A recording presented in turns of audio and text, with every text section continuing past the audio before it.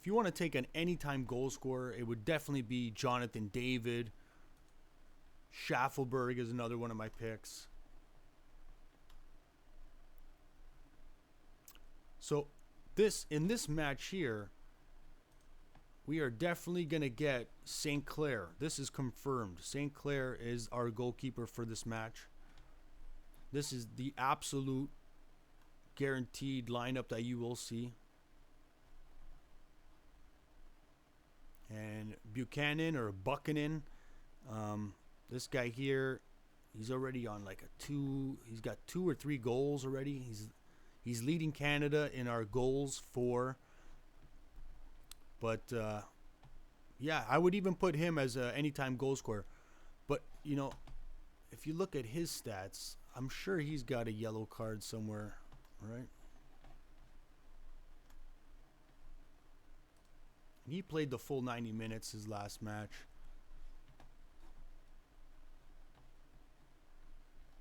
So even him, you look at him, there's no yellow cards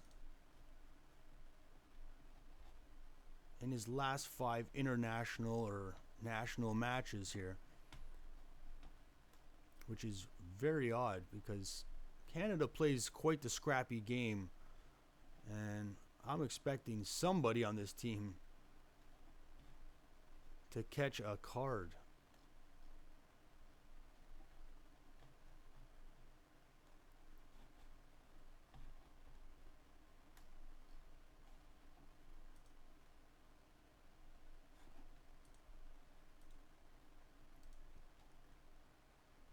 Let's see, he's under 23. He played in 1 match, and that it looks like he caught a yellow card there, see?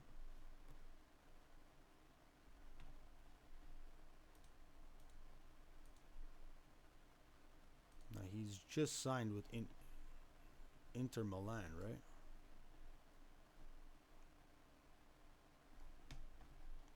Not catching any cards there. Not catching any cards there.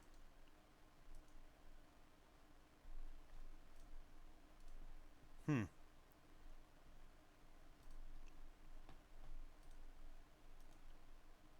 we go back to 2024 season, he didn't really play too much there. 2020 international friendly. Okay.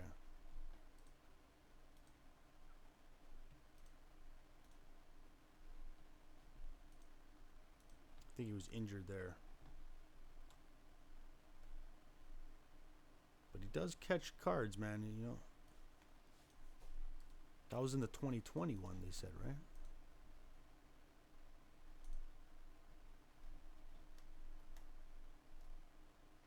Anyways, I would definitely go with Larea more than Buchanan.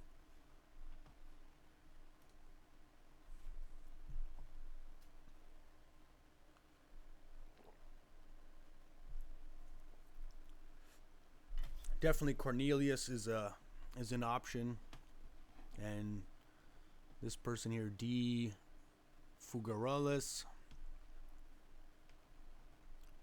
Anybody on defense today is definitely, you know, a great choice for yellow, any card, any booking.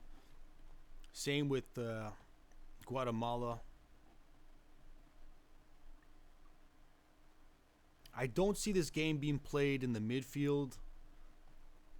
I do see it being, you know, in both offensive zones or defensive zones, up, you know, striking a lot. So with that, there's going to be a lot of free kicks, and eventually there should be at least one yellow card on one of these teams, right?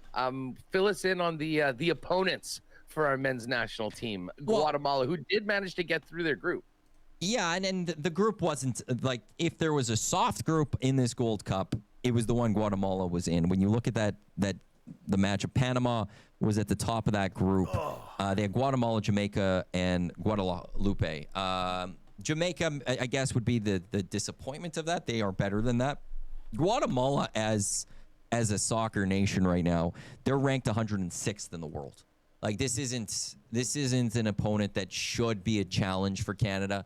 I think if I was the manager of Guatemala, I'm looking at Canada and going, okay, how did El Salvador kind of play them? How did Curacao kind of play them? Yeah, we're going to have to get into that physical fight with this team to try to maybe unnerve them or get them off their game. That's the only way that we're going to beat them. So, unfortunately, I think maybe we're in tune or in line for one of those games that just isn't going to be as appealing because the opponent's not necessarily fully trying to win by scoring goals, but trying to win by getting into a fight. And that's just where Canada is right now, and that's the problems with CONCACAF. I look at this and I go, like, with just who Canada is and who Guatemala is. Like, if I'm talking about the world rankings, Honduras is ranked right now in the world. The team that Canada beat 6-0 just a little bit over a week ago. Honduras is ranked 75th in the world. So, like, you're talking about, like, a 25-point drop when you're taking on Guatemala. Canada should go win this. And Canada should win this by multiple goals, I would think. Again, the only fear I have is... So you guys probably don't even know, but Guatemala was suspended for, I think it was 18 months by the FIFA. Okay? And that obviously impacts them quite a bit. The team absolutely has, more of a chip on their shoulder. And on the screen you can see it was for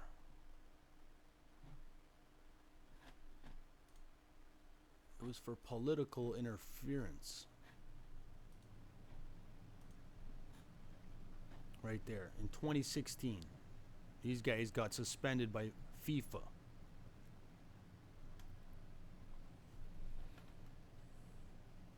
A former FEDEFU president,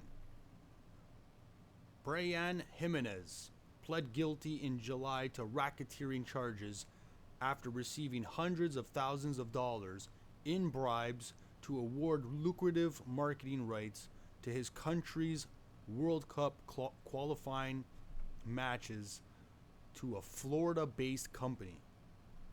Now, whatever that means, it's definitely an illegal act. That's all I understand.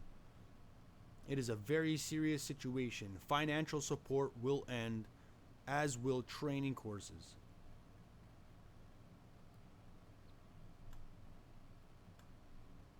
So I don't know if too many of these players are still on the team.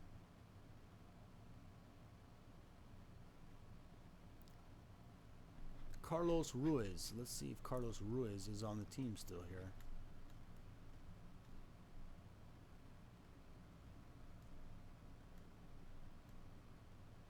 Nope. But I'm sure there's some players that were on the team then that are still on the team now. Not too many more, but... Guys, I see Guatemala putting up a fight. I would love to say Canada's going to come out and smash them 4-0, but I do see, a fight happening here. This is the player that is no longer here on the team. Stefan Estacio. That's a big loss for Canada right there.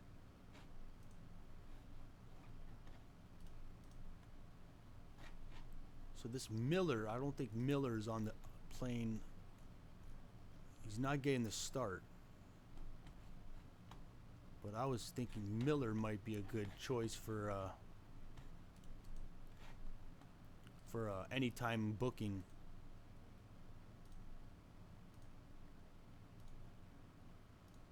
If you guys got a good bet, chime in right now. Let me know.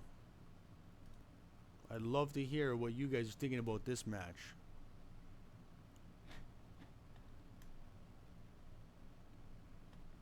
There he is, Kamal Miller.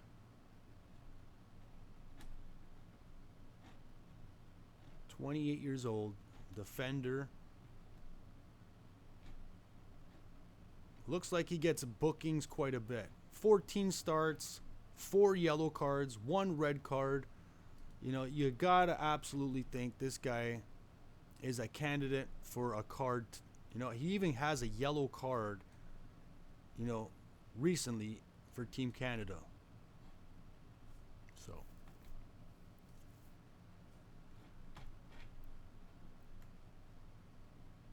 will be putting in a bet for anytime booking for anybody on the defensive side, and maybe I might lean more towards more Guatemalans to get a booking, but Team Canada definitely has a chance here to get a card. Like, look at these cards here. 3-1. 3-1 in cards. You see them all here.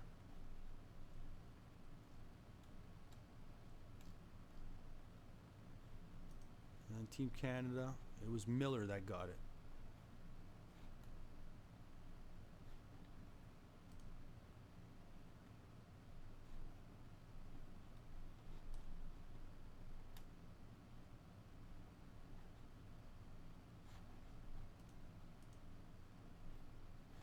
Let's get back to that.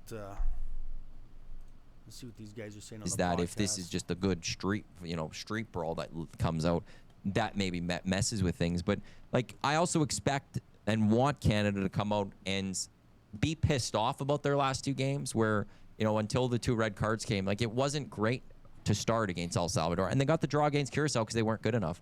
I would like them to come out strong and put up goals. That, let me see what the lines are for spread on this one, like, because you're not touching Canada at all on the money line. Like, there's just no point in that one. But if you're looking at a spread, I got him close to even money at -1.5. Yeah, I see -111 for Canada to win by 2 or more. Yeah, Like, see, that's where the I'm play. at. That's kind of where you go. I don't know about Honestly, that one. I don't hate Canada winning by 3 at +242. I don't Hey, like. this I guy's could crazy. see a 3-0, 4-1 win for Canada if they 4-0, really yeah, right. want to go. Like we saw the 6-0 against Honduras. This team has the ability to go score goals against lower opponents. We have Jonathan David. Like, this is now also a time for Jesse Marsh. He's not playing with the starting 11 like he 4-0 was is through not the happening. group stage. He's not going to be just mixing people in. We're going to see as strong of a starting 11 that Jesse Marsh has available to him, which means Jonathan David out there, Promise Davis out there, Ishmael Coney probably in the midfield. Like, this is a team that's going to be able to go and make some things. That's the +245 too. That's a little bit maybe more out there, and maybe that's a little bit of a sprinkle play type thing. But Canada -1.5 to me is for sure absolutely the play at -111. That's the one thing. And then I'll just say, like, before, sorry, to Jonathan David scoring a goal, I think that's always a nice thing. I'm seeing at +120 right now for an anytime goal scorer. Yeah, I mean, Jonathan David, he is he's that dude when it comes to scoring. That Promise David, and who, by the way, no relation. I did clarify that at the Ukraine game. I'm like, is that his brother or something? No relation. He's gotten in the mix, but who do you think they roll out with? Will it be Laren and Jonathan David, or do they go David up front? That's a good question. I think Laren is now older, and I wonder if maybe they go Laren David, Jonathan David, that is, with the idea that, like, okay, get Laren, like this, you could kind of maybe save Promise David a little bit for the U.S. game. If like, I don't think you're resting Jonathan David a little bit, or maybe that's the player. Like, I could see maybe in this case, Jesse Marsh tries to get Laren in at the expense of maybe more Promise David, because he knows he won't be starting Kyle Laren against the U.S. Get him some minutes, get him some longer minutes in this match where you feel like, yeah, we can go and score and we'll beat Guatemala, and then we'll be ready to go with Promise David, Jonathan David up front against the U.S., with Kyle Laren having just played a fair amount, let's say 60 minutes or something, being the guy that's going to come off the bench on Wednesday or Thursday, whatever it is, against the U.S., should that be where it goes. I could see that. You know, I'm just looking right now. So, yeah, David +120, and then Promise David and Laren are the same. Just behind David. Yeah. What's funny, I didn't know this. I'm just looking at their listing. Laren, first of all, his name is Kyle, C-Y-L-E, Yeah. which is bizarre. That's a his- bizarre yeah. way to say Kyle. Kyle Christopher Laren. I'm not sure if he's now going by both names, but that's what I see. But listen, the guys that I'm interested in sprinkling on for goal scorers, Maddie, Tajon Buchanan, who has been a goal-scoring machine really since the Ukraine game that I was at. I mean, he's had a 2-goal game. I think he scored in 3. That might be my ticket. So I'm right very here, interested in $5. him. And then, I mean, I think I love a lot of guys think of players that on this parlay? team, but the guy that every time I see him play, I like more and more. And I think he might be my guy, the Maritimer, Schaffelberg. Big fan of his. He's been, he really does get involved and seems to be around the football a lot. So either one of those players, but I have a feeling if we're just talking about a goal scorer, just with the heater that Tajon Buchanan's on, I think probably Buchanan at more than 2-1 might be my favorite goal bet. Here's the one thing I'll say about Jacob Schaffelberg. And there's nothing wrong with this. A lot of players have made great careers this way. I don't like when he starts. I don't like when he's on the pitch to start. I don't feel like he's at his best. I think, and Hernan Salas and I have talked about this week, he's a great sub. He is a perfect sub. 60, 65th minute, you take out someone, you throw him on. Everyone else on the field is a little bit more tired, and he comes out with his burst of energy and his speed, and that's when he's actually at his most dangerous, I've found, with the Canadian team. Whenever he has been in the starting 11, I've always been more often than not walking away a little disappointed in his performance, but when he comes in on a sub, I'm always loving what I see from Jacob Schaffelberg, and that's when he's most dangerous, and that's when he scores his goals. So I hope he's a guy that's on the bench to start the rest of this way for a Gold Cup, because I absolutely love Jacob Schaffelberg as a great bench player. And guys have made careers off of being that and have been praised and are always remember that. I'm a Man U fan. Ole Gunnar Solskjaer was one. He was a guy that came off the bench and always would produce. I remember with the women's national team, Kaylin Kyle was more of a woman that come off the bench and produce. Like, that's the players that I love. So I actually do like the Schaffelberg scoring if he's not in the starting 11. That's where I am with him. That's a bizarre take. Yeah, you have such If a he's not lower in chance of him scoring. Starting lineup? If he's not on the roster, on the pitch at the start, limited time. Crazy. Well, we can agree to disagree on that one. I will. But listen, I mean, the fact that there are other options there is great. I guess we talked about this yesterday. Noah Stachio, which is unfortunate. He's, I mean, a very, very important part of the attack. But yeah, he's a hustler, man. You know, I think they just need to, kind of move on from these last couple of alley fights that they've had in the tournament and get ready to score. And then, you know what's interesting, Matt? Like, just while we're looking at these games, so Panama is the shortest favorite of the 4 favorites in the quarterfinals this week. But USA is not that massive a favorite against Costa Rica either. And I think just speaks to, like, I'm seeing about minus 172 on the 3-way right now, 3-1 on the draw, Costa Rica 5-1. This just sort of speaks to, like, I know USA's had a couple performances where they've looked a little better, but if you go back over the last number of months, it has been a dreadful run for the US. And I think there's a lot of nerves around the US men's national team, considering how they've been embarrassed on home soil multiple times over the course of this past year. Yeah, and this is why, like, I'll always say moving forward right now, until Sunday comes, like, Canada versus potentially the U.S., like, I'm more confident naturally of Canada moving on, but I could see the upset coming from Costa Rica. I wouldn't be stunned if on Monday, we're looking and saying, well, we're getting ready for, we missed out on Canada-US, and it's Canada-Costa Rica. U.S. is a much better Gold Cup than I think most people were expecting that they were going to have coming into this with their form heading into the Gold Cup. But I'm still not sold on the Americans. I'm still not sold when things are going to get tough that this is a team to be scared of. And I think Canada's more scary. And now they have to go up against Costa Rica, who actually has, they're pretty good, Costa Rica as well. So, it is interesting, though, as you point that out, though. Guys, this Canada match is going to be only lit. minus 192 for the U.S. on that one. So lit. there's a part of me that does want the U.S. to win so we can get Canada-U.S.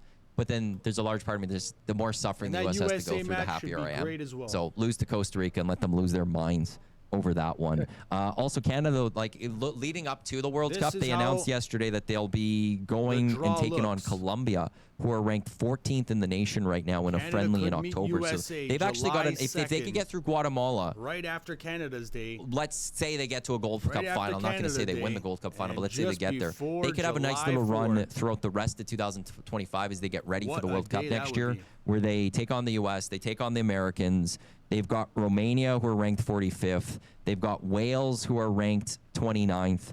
But 2 UEFA nations to get ready finals for the World Cup. is in They have an Texas. opponent that they need to announce in October out in Montreal, and then yesterday they announced Colombia. So a nice little stretch for the Canadians men's national team.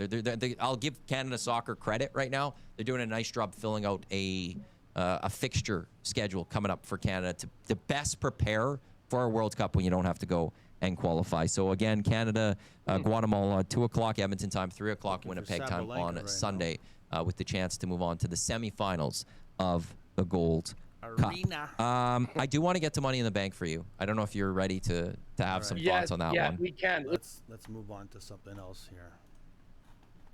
Jesse Marsh has handed Canada's net to Dane St. Clair, who in fact plays in MLS for Minnesota United. And that's not surprising given that Dane St. Clair started 2 of Canada's group stage games. What is also not surprising now is that veteran central midfielder Stefan Eustáquio will not be rejoining Canada for the knockout rounds of the Gold Cup, even though he was initially named to the squad and was set to come back and be the team's captain. But that became a growing eventuality over the last few days as it became clear what that I'm looking FC at Porto for a was parlay. going to demand an earlier preseason from their team following a poor Portuguese league season and an early exit from the Club World Cup. We strategically looked at how to use all 26 spots, and we talked with Steph before we even got together in June, and then talked about the timeline and the possibility of different things that might come available. He felt strongly that he really wanted to join the team. So then when analyzing everything, we decided to use one of the spots, but even knowing that Porto could go far in the tournament and that we might never see him. Then it came around. Porto did not perform the way they had hoped. There was a little bit of panic internally in the organization. I think Steph still wanted to join us, but was put in a squeeze because now they were coming back even earlier than they were supposed to come back. And then in the end, Porto refused to release him, which they had said before the tournament that they would. Venezuela was a real important moment for us as a group. I thought we played outstanding in that match. And then what's interesting is we played in a lot. We didn't play in temperature control. We played in Atlanta, then we played in two games in the heat, and then we went back into a temperature-controlled environment. It's going to be temperature-controlled here. I'm expecting our team to be ready to fly. Like, we're not going into this game thinking we're going to play passive. We're not going into this game to say, all right, let's be conservative. We're fit, we're strong, we're ready, and we're committed. And I'm really excited for what that will mean for our performance tomorrow. Our Gold Cup tour with One Soccer's Christian Jack continues now. We're inside US Bank Stadium here in Minneapolis. Let's get through the lineup stuff first. We had both known for many days that Stefan Eustáquio was likely not going to be rejoining the Canadian men's national team. That's not even not necessarily a loss for this squad because of the way some like Nico Segura stepped up. Yeah, you could say that. I mean, I still think it on form, he's probably the best midfielder Canada has. Obviously, for those unaware, he's missing this because he's been playing for Porto at the FIFA Club World Cup. They've been knocked out, but Porto want to start their preseason earlier. But you're right, because the midfield has been excellent in this competition. Nico Segura talked about him again in the press conference today. Jesse Marsh said it was almost a flawless performance in the last match against El Salvador. And I think Matthew Chouanier on the quiet has been maybe Canada's best player here in the Gold Cup so far. I thought he was excellent against Honduras, and certainly again with another key assist in that last match. So I don't think they'll be missing Eustáquio as much, maybe, as we initially thought. Yeah, we can highlight too, they are missing Alfonso Davies, Moise Babito, Ali Ahmed, and now Stefan Eustáquio, but they will have Dane St. Clair in net. And it stands to reason when you consider Copa America that was Maxime Crépeau's tournament. Jesse Marsh knows what he has in Maxime Crépeau in tournament play. Now he gets to see what he has in Dane St. Clair. Yeah, it's key that, one, we know that Jesse Marsh is loyal, and two, that this is Dane St. Clair's net now for this tournament. And he's never had that from the start to the finish. Yes, Max Crépeau got that last game against El Salvador, but that was almost like Dane St. Clair getting the third place game against Uruguay in Copa America. We know there's no third place game here, Matthew. That was Crépeau's one chance. It's the place where he plays in MLS, right? Dane St. Clair is very familiar with this. This is now his opportunity. Jesse Marsh said he's just a little bit ahead of Max Crépeau right now. He moves into the lead in appearances under Jesse Marsh, 11-10. Now it's his net. Let's see what he does. Let's get away from the roster and go big picture. You mentioned something in the media availability that I want to touch on. Last year in that quarterfinal against Venezuela inside AT&T Stadium in Dallas, something changed the moment that Ismail Kone hit that game-winning penalty. You could feel it in Dallas that the Canadian public started to gravitate to the men's national team real closely. What kind of moment could this be? I think it's really important to bring those comparisons. You know, I asked Jesse about this because there's something special about knockout football. There's even more something special about knockout tournament style football, right? Yes, this is a quarterfinal on Sunday against an opponent in Guatemala that Canada and Canadians will expect to beat. But we all know what's on the other side of it. It's either Costa Rica or the United States in St. Louis. And we all know what US-Canada means in sport and complex for Canadians. But Jesse didn't want to get too far ahead. But we can. So we can get there, Matthew. And we know, as we're talking, we know that the purists are going to be watching this game, but we know the tourists will join them if the United States are playing Canada in a big Gold Cup semifinal. And I think that on the other side of it is a huge momentum for this team to go forward. But they have to get through Guatemala first. The one thing Jesse Marsh said, speed and spirited, but he did talk about Canada being inside a climate-controlled stadium. There is turf here inside US Bank Stadium, and the one thing Jesse Marsh said, they're going to fly, and they have to. Now it's knockout round soccer. Back to SportsCenter. Help is always within reach at Home Hardware. So let's take a look at their previous meetings. So apparently these guys have met 11 times. Canada winning 7 out of those 11 times. Only tying 2 times. Now these are just the most recent ones, I guess. 0-0. Now, this is the latest match. I expect something like this. 0-0, 1-1. Maybe not so much a 2-2 match, but 0-0 or 1-1 is definitely in the possibilities. Like, you know, and that was a Gold Cup match. Now, a friendly match, you know, we don't know who was playing or how serious the players were when they were playing, so you can't judge too much on that. They're only showing 2 of those ones. This is their recent form. Canada obviously looking very, very sharp. Not losing a match in their last 4. Not losing a match in their last 5. Guatemala, on the other hand, losing, you know, one of their Gold Cup matches already. And then just barely getting by the Jamaicans. That one there, apparently, I think was a penalty shot or something. And so. But then they made up for it, right? I guess this was Suriname. They made up for it against, or Curacao. I think it was this is Suriname. But if you look at head to head here, goals scored, Canada is definitely beating them. Shots, Canada is beating them. Shots on target, beating them. Still pretty close. Shots off target, Canada's absolutely destroying them there. More than double. Blocked shots, pretty even. And passing accuracy is pretty even. So I expect, you know, a close match. If Canada goes out in front, then we might be able to see like a 2-0, 3-0 type of game. But, you know, if Canada scores late, obviously it might be a 1-0 or, you know, 1-1 type of game. But we are on the edge of our seats. We are almost at game time. 3:15 right now.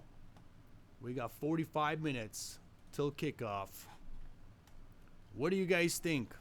Canada or Guatemala? Time will tell. Time will tell. We are live in the studios here in Toronto, Ontario. Kicking it live here on Twitch. We doing it live, baby. We doing it live. Got the Canada shirt on. Got the Canada flags. Got this Stand With Canada hashtag up above me here. We doing it, baby. We're bringing you some good coverage here. Digging into some sports books, showing you some of my bets.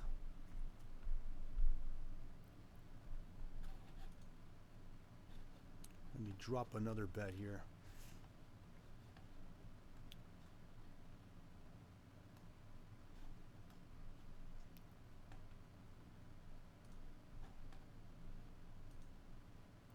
So I don't know if you guys are into tennis, but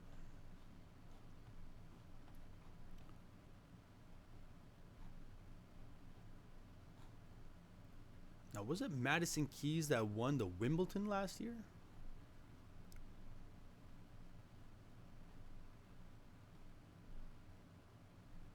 Now this Mira Andreeva, she has beaten Arina Sabalenka before. I'm gonna throw her on a parlay here.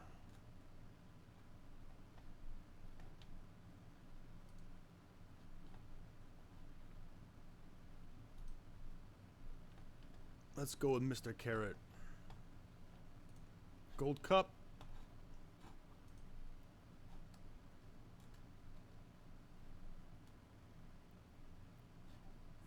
0-0 at 240. What's the tie here? It says 450. All right, I'm gonna take the draw there.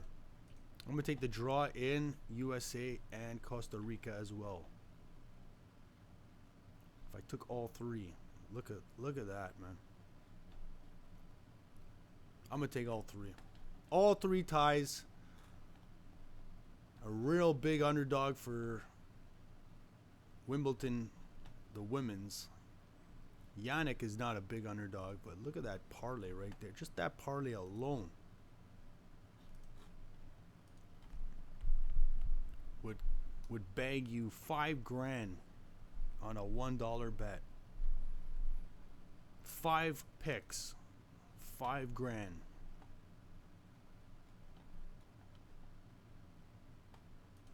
I'm gonna throw in one more pick here. This is probably the one that burns me, but who knows? Give me the Yankees for the division.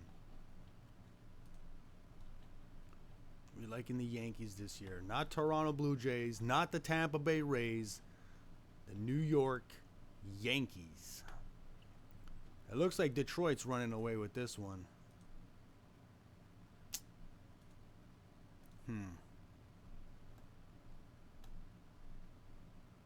Yeah, okay. I'm going to throw in Detroit on that one as well.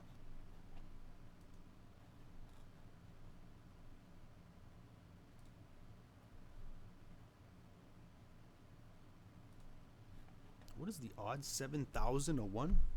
So I'm going to get paid $7,000. All right. I'm going to dump that bet in.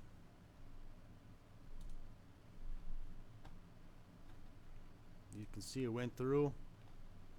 Hopefully that cashes. 3 ties. After those 3 ties, it's almost like, you know, it's 2 bets left. And then if Yannick's the one that wins, it's really down to 1 bet. We could hedge after that.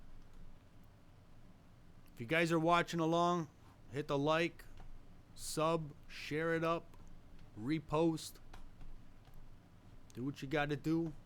We live. It's 3:20 Eastern Time. We're all waiting for Canada, Guatemala in the Gold Cup. Will Canada finally win this Gold Cup? I don't know what the history is. I think Canada might have won once, right? Are they looking for their first Gold Cup? I doubt it.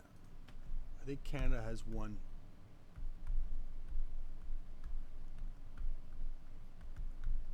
Let's take a look at Canada's Gold Cup history here.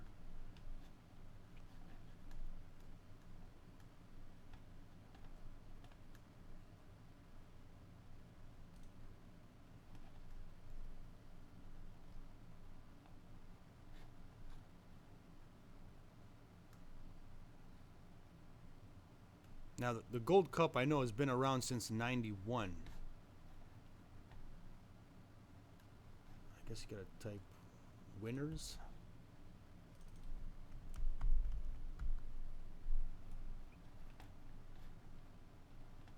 I'm sure Canada's. I remember Canada winning at least. There it is. So yeah.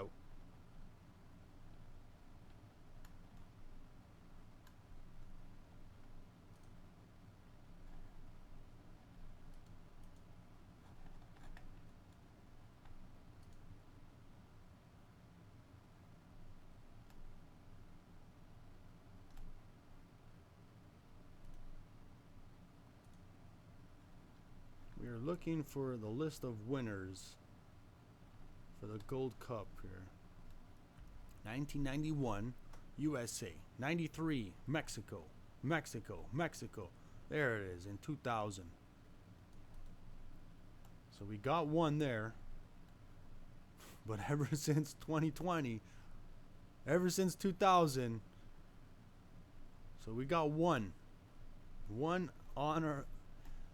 That's crazy. This has to be the year, guys. Look how many times USA's won it. 1, 2, 3, 4, 5, 6, 7. Mexico. 1, 2, 3, 4, 5, 6, 7, 8, 9. Unbelievable. 9 titles. I should have just looked at it right there. 9 fucking titles. And how many teams have been in these Gold Cups? You know, I'm sure there's been over 20 different countries that have played in these Gold Cups. Brazil, a team we have not seen in the Gold Cup here for quite some time. The last time they made it to the finals was in 2003. And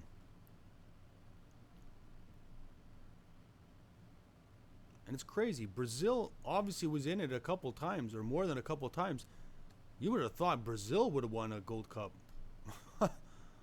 It's been Mexico and USA dominating the Gold Cup. It's time for Canada to do something. And it starts today.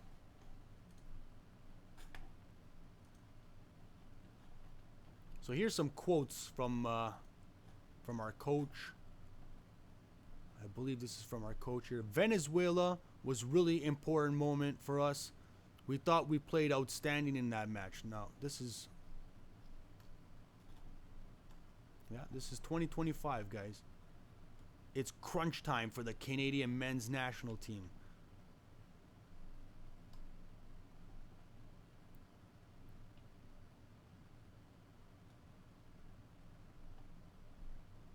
Les Rouges aren't thinking that far ahead, especially knowing the opponent they're set to face in Minnesota. At the end of the day, we want to lift the trophy, and it starts tomorrow. And that's the only game I know we're all focused on. The former New England Revolution star Tajon Buchanan told reporters. Tomorrow is the only game we should be focused on. Marsh then says, we're not going into this game thinking we're going to play passive. We're fit, we're strong, we're ready, and we're committed. I'm excited for what that will mean for our performance tomorrow. I'm not a big Marsh supporter, but I'm sure he's doing the best he can to jack up the crew. He is putting out the best lineup, I believe. So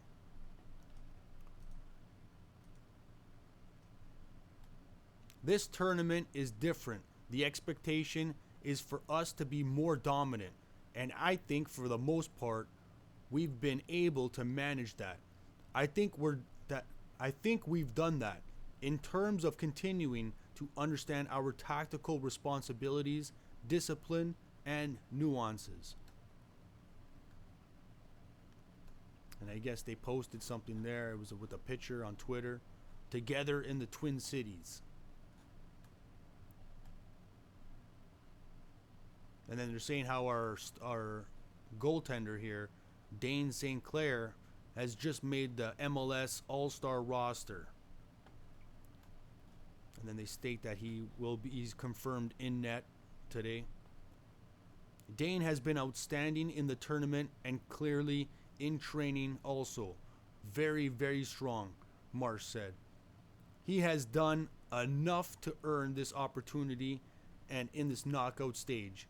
We're trying to put what we think is the team that is the most prepared and most ready for what these matches will be. For right now, for me, that's Dane. That being said, I also want to say this has never been an easy decision, and our belief in Max is at the highest level as well. And he's trained really well and been really sharp.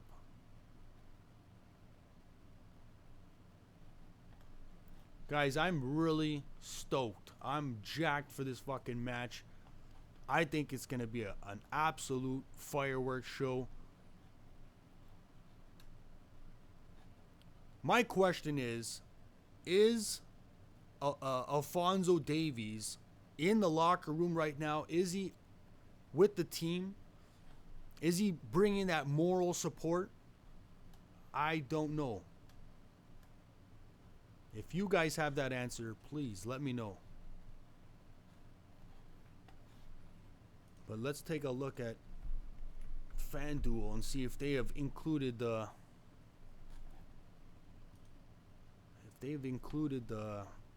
anytime booking bet, because last I checked,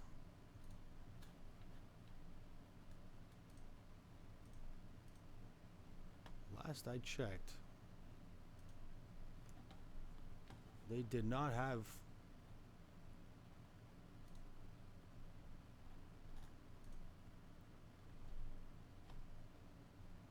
So what is it? Just same, maybe it's same game here. This, they probably worded it as cards. So there's nothing there. Bet365 has it at plus 450 the tie. This one says 5. I guess I should take some of these rewards. I'm gonna tune out. I'm gonna sign off any minute now because I want to play some bets and get a little more prepared here.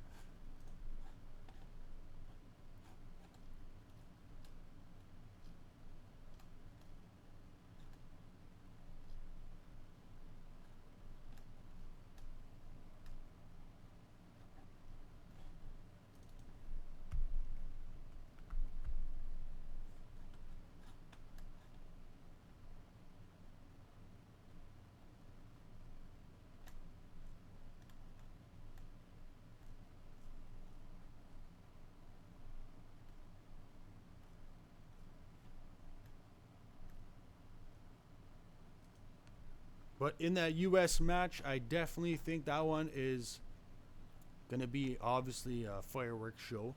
But I do think that one has the tie capability as well.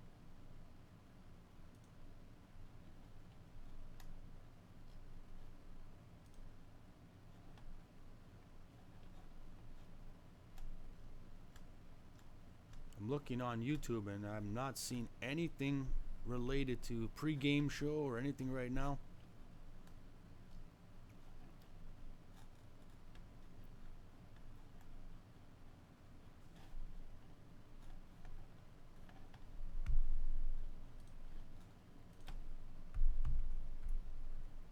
Let me tune into a live broadcast probably. I'm sure they're up and running right now.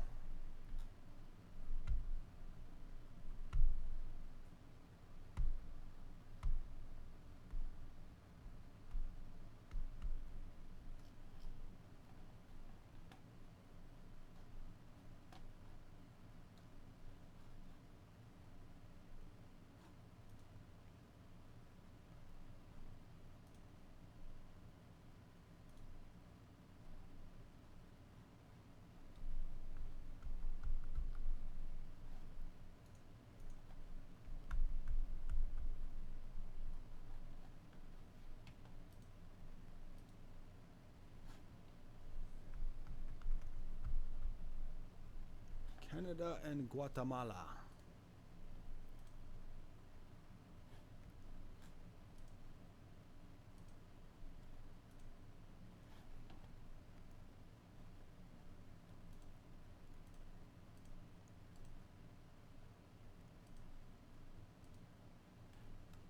For the goal with 90 minutes only. It's a very interesting dynamic now. It is an interesting dynamic, Landon. I want to focus on the favorites because being a favorite comes with a different level of expectation and pressure. And for the three host nations, Canada, U.S., Mexico, for the World Cup next year, they are the favorites. Mexico took care of business, you're right, yesterday in their game. And so Canada and the U.S. will be watching today knowing that they need to get the result. They can't wait around. They have to show urgency early on. And these three nations have three different reasons why they need to win this tournament. For Mexico, they're the dominant team. They've won the last two competitions in this region, the Gold Cup and Nations League, so they need to maintain that level at the top of CONCACAF.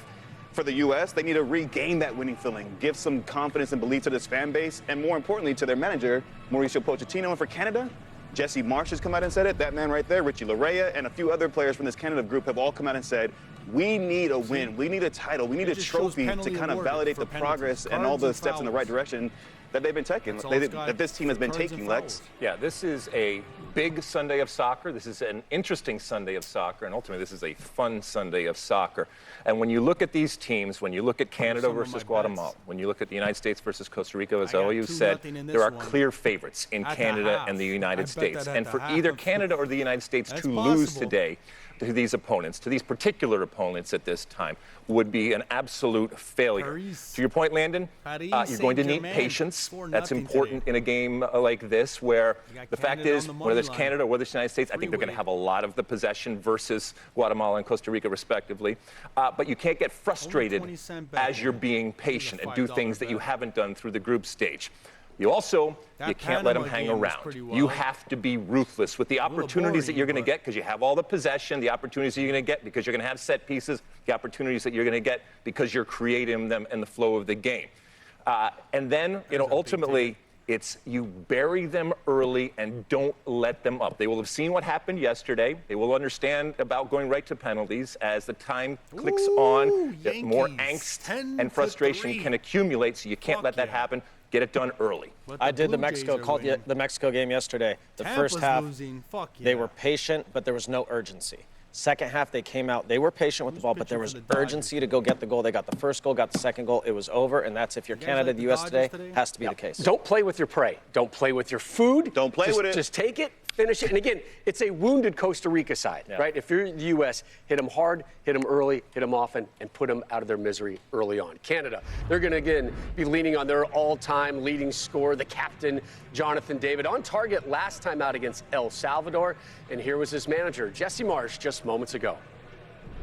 In general, we use the Curaçao game as a lesson to not underestimate opponents and to understand that setting the tone at the beginning of the match and then over 90-plus minutes is really important if you want to do well in knockout football. So I think we learned our lesson from that. That being said, we know Guatemala is going to throw everything at us, right? This is what the knockout phase is. And if you looked at the two games last night, you'd see that. So we're expecting Guatemala to be their best. We're ready for it, and we're ready to be at our best.